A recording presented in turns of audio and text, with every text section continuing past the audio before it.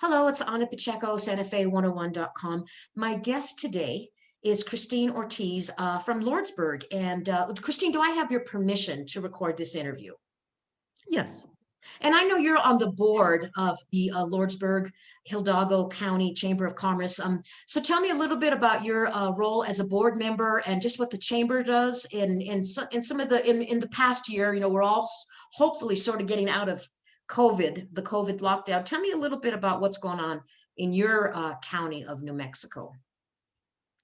Well, of course, we're in the same boat as everyone else. We started out 2020. We actually started out 2020 looking for a new chamber director because ours had left in December. And so we brought in a young lady and we kind of were business as usual, having our awards ceremony and, some of those things.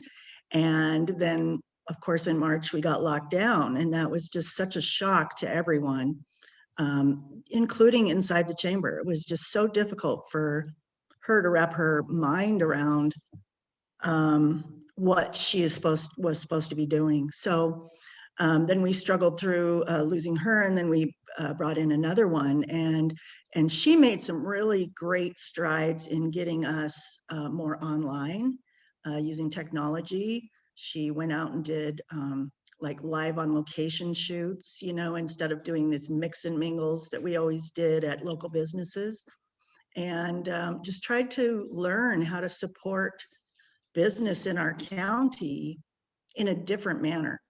And so it has been a trying year. It's been a difficult one, but for the entire world, everyone is having yes, a really, really hard time. But let's talk a little bit about Lordsburg. So Lordsburg, from what I remember, that's the last town in New Mexico before you enter Arizona, correct? You're right on I-10?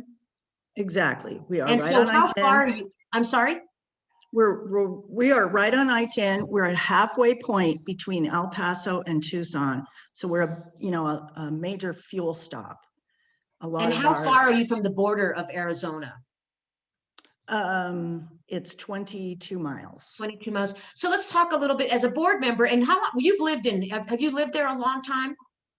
12 years. 12 years. So you're pretty familiar with the economic environment there. Let's talk a little bit. Let's talk about Lordsburg as a town. Okay, you're a major. I know you're a major pit stop, I would call it, on the way, because I used to go see my son when he was at the University of Arizona in Tucson, so I would drive through Lordsburg. So let's talk a little bit about the different types of economy that Lordsburg has to offer at this point in time.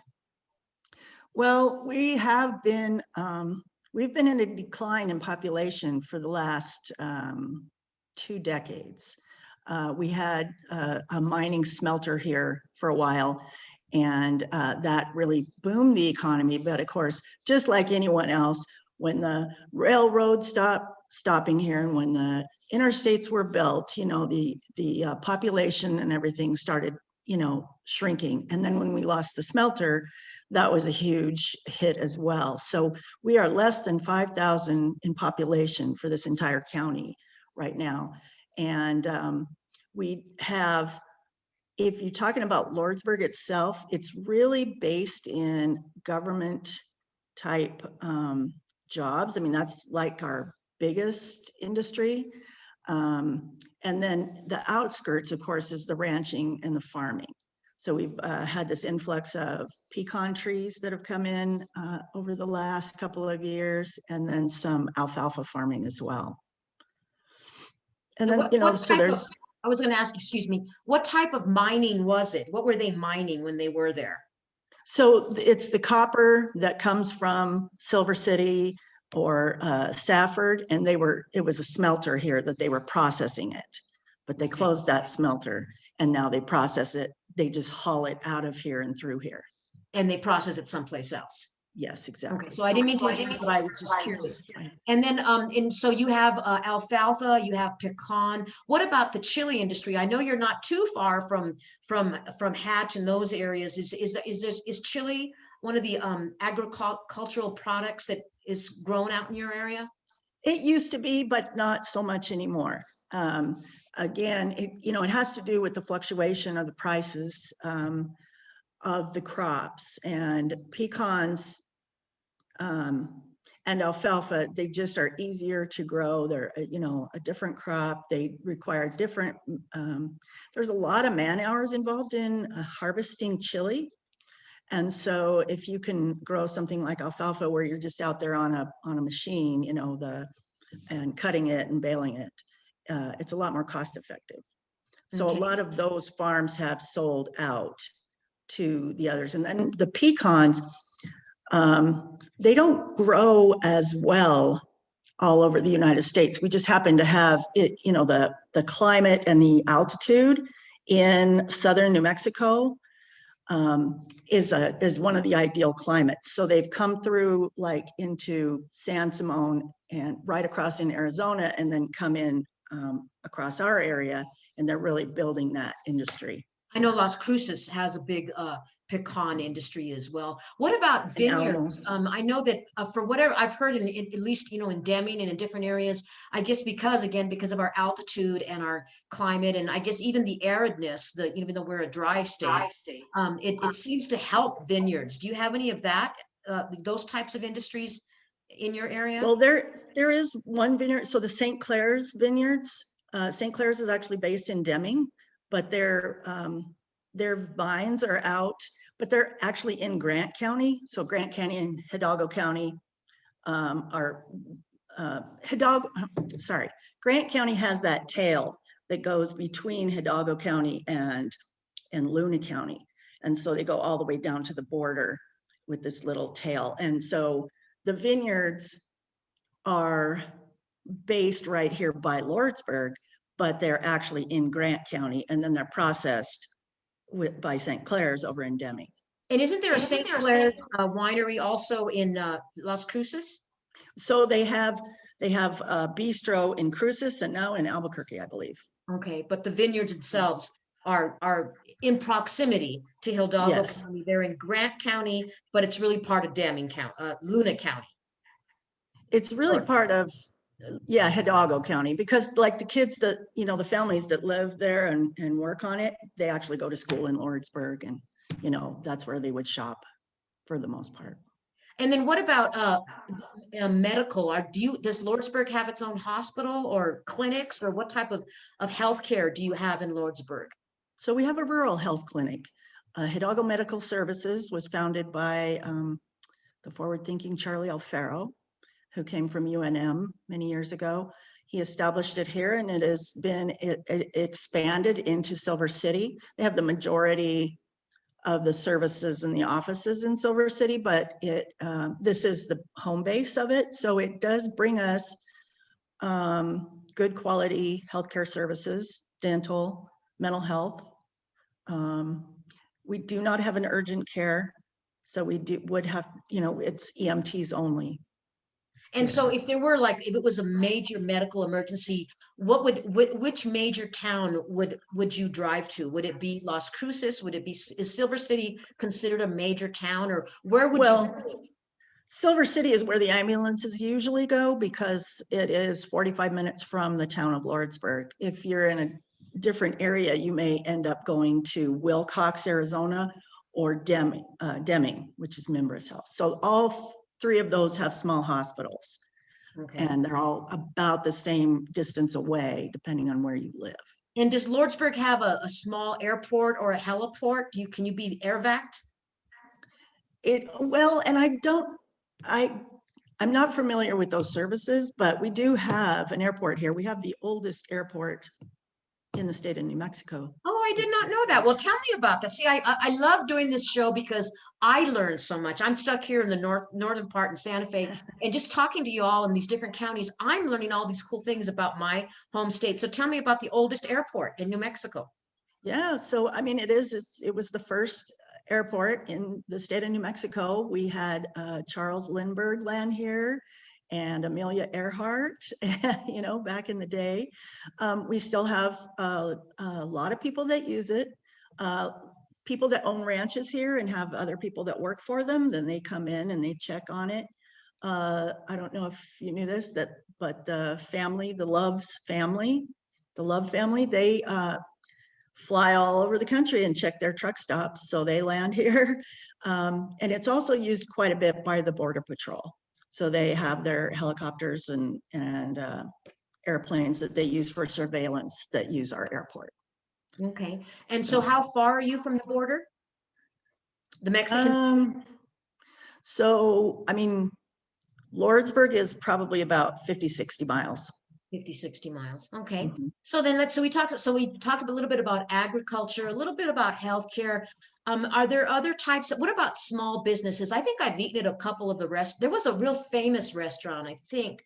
It was it was like I can't think of the name of it now, but it sounded like a family owned. It was a cool restaurant to eat at. Can you name a couple of restaurants and I'll see if that rings a bell? Yeah, probably the El Charro was here No. for many, many, many years. Oh, Not- well, the El Charro was here for many, many, like forever. It's just been, and it had the Maverick Room bar, but they had an accident with their roof before the pandemic. And then of course, during the pandemic, all of the bars are shut down still. And then Ramona's is in a, It was not a Mexican restaurant. It was something else, but it had like a real neat, you Oh. go in there and they had sold postcards and it was kind Cranberries. of that's it. Cranberries. I remember that place. Yes. I stopped there a Yeah. couple times. So that's still in business? Yes, yes, it is. And she just won, the owners, Maureen and Bill Thornock, just won our Outstanding Business of the Year for their perseverance through this pandemic. You know, they started doing these ice cream socials. You just drive through and they do, you know, hand it through the window. And they started delivery, and they even started a food cart and had it in another location. And, you know, they worked really hard to keep their people going, keep their See, that's the staff thing on. about this pandemic. Through this, although it's been terrible for all of us, you know, a lot of, I Mhm. mean, when, you know, looking back in retrospect, in hindsight, later on, we're all going to say, you know, if that hadn't happened, this wouldn't have happened or something. Well, kind of Mhm. like this program I'm doing now on this website, this wouldn't have happened if I hadn't been imprisoned in my home office for over a year. So it all Right. works out, you know, in terms of being positive. Other types of, so you have restaurants there. Of course, you have plenty of gas stations. I know that. What other types of businesses that are functioning in Lordsburg these days? So people thinking maybe moving there, maybe starting a business.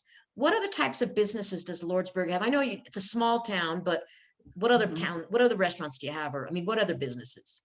Yeah, so I mean, we have a mother and two daughters that have a bookkeeping company. One of them is the local newspaper, and the other one has a flower shop. So they're all kind of together on Motel Drive. We have Smith Ford, which is a Ford dealership here in town. You just said Motel Drive, so I take it again because you're like you're on you know, just off a major interstate. You have, how is the hospitality industry? Yeah, well, and it's, you know, taken its hits, but we had these two hotels that came in a couple of, probably about 5, 6 years ago, Hampton Inn and the Comfort Inn, maybe it was 10. So of course that, you know, our lodgers tax, that was a big thing this year. They decided not to distribute lodgers tax funds because they anticipated that this year would be so low. And it really is, you know, it's been a major hit on, then we can't even encourage people to come here. We can't, you know, we don't have the funds anymore to do the billboard advertising or, you know, newspaper or anything. So that's another reason why it's really good that we're learning this technology. You know, I've done we just did our virtual awards banquet, and the people that put together were really good, but they've taught me a lot as well, you know, how to video myself, how to cut it, how to audit it, you know. It's been Well, a so crazy in year. terms of what you talked about, it's hard for you to promote. You don't have any advertising, marketing revenue right now. What are some of the things? So this is going to be a promotional, a complimentary promotion for Lordsburg. And this is going to hopefully get some people interested. What are things to do if you came as a tourist? Like, what would people want to see in Lordsburg, even if they're on their way to Tucson? Is there an afternoon they'd want to spend there, or what are some of the sites, or what is there to do in Lordsburg as a tourist? Yeah, so that's a good question. We've been, we have the CDT here. We have the What's the Continental Divide CDT? Trail, What does the CDT stand for? the Continental Divide Trail. So Okay, we're actually the trailhead for these hikers is in Hidalgo County. It's located in Hidalgo County on the Mexican border. So they come to Lordsburg, they get shuttled down to the trailhead, and then they hike back 80 miles. And then they're back with us. And we've had this question all year. This is their first stop. Maybe they want to do some other things. What is there to do? And we've been developing a grinder race in March every year, but of course that's been off. what's a grinder race? So it's a mountain bike race that goes 20 miles from Shakespeare Ghost Town, 25 miles up into the mines, and then back to the ghost town. And why is it called Shakespeare? That's interesting.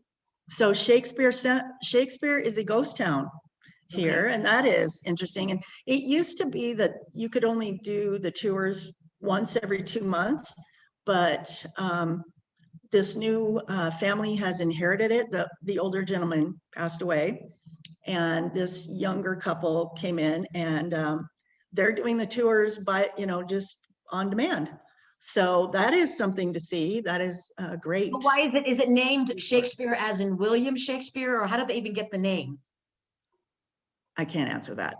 Okay, it still sounds interesting. So that's there. Yeah. So there's a ghost town in your area called Shakespeare, and they do have on-demand tours. That's Yes. something to highlight. You're part of you're right smack dab in the Continental Divide. So there's a 80-mile trek that kind of starts and ends in Lordsburg. Is that correct? Well, and then it goes all the way up to the Canadian border. So Okay. the next kind of stop is Silver City, and then on from there.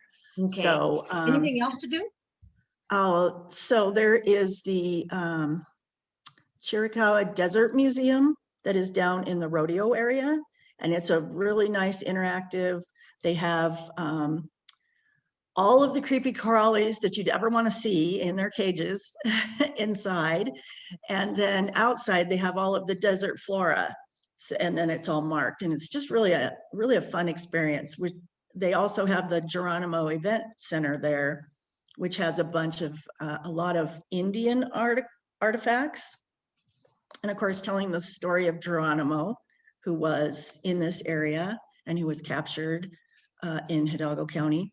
Okay, I did not know that. So it sounds like your area really sounds like Santa Fe has gotten very gentrified. It's kind of like a mini LA now. It's just it's not just another beautiful town in the West right now. But your area kind of sounds like the neat, kind of funky old West, what Santa Fe was maybe 50 or 60 years ago. Yeah, and we have some really wonderful birding. Some very rare birds have been spotted in the southern part of the county. And the dark skies. So they've been really building up the dark sky projects where you can really see the stars. Astronomers live there and stuff. And then in terms of retirement, we're at the end of the interview. Would Lordsburg be a nice place to retire? What's real estate like there? Is it affordable to retire in a place like Lordsburg? I think so. I feel like, I really am not that in touch with the real estate, but it seems to me like it's pretty affordable because I see people coming here and they're very happy with the prices that they're paying for what they're getting. So it'd be a good place to raise a family, like young people starting out with a couple of kids. It's affordable and they have schools there, and you could work remotely from there if you wanted to, right? They have pretty good internet where you are. Yes. Yeah. So the internet's really fair. And it's just that we don't have a movie theater, we don't have a skating rink, so there's those kind of things, but they're within an hour away. you Exactly, know. exactly. I think that's what people Yeah. are looking at now, that, if you want to find affordable, you can't have it all. And, you get what you Mhm. pay for. And so if you're right smack dab in the middle of all this stuff, you're paying more to live there. But there are people nowadays that are thinking, well, I can work remotely and we're only an hour away. And how far are you from Tucson? Uh, about 150 miles. So almost like a little under 3 hour drive, I guess. Yeah, 2.5, I would say. 2.5 hours. So that you're not far from a major city like Tucson. Las Cruces isn't Mhm. far. So I think Lordsburg's got some real potential. Is there anything we're at the end of the interview. Is there anything you'd like to say? And I want to thank you. I know you're just on the board right now. I really thank you for, pitching in to help out, because I'm trying to get all the chambers covered per county for this website. That's Is there great. anything else you'd like to say about Lordsburg? Well, I just think it's a great place if you like wide open spaces, because we don't even have one stoplight in our county, not one red light. I like that. Where are you going to go and find that anymore? Right. It's very unusual, but you can take a day trip and drive all the way around and see the hay fields, and then go down and see the museum, and then you can come up the other way and see some of the ghost towns. And so it's a really nice place if you're just trying to get away. Sounds perfect. Listen, I want to thank you again. All the best to Lordsburg and all the best to all of us with this COVID thing. It's all going to get better. It's going to get better. Thank you so Yeah, much. you too. Thank you.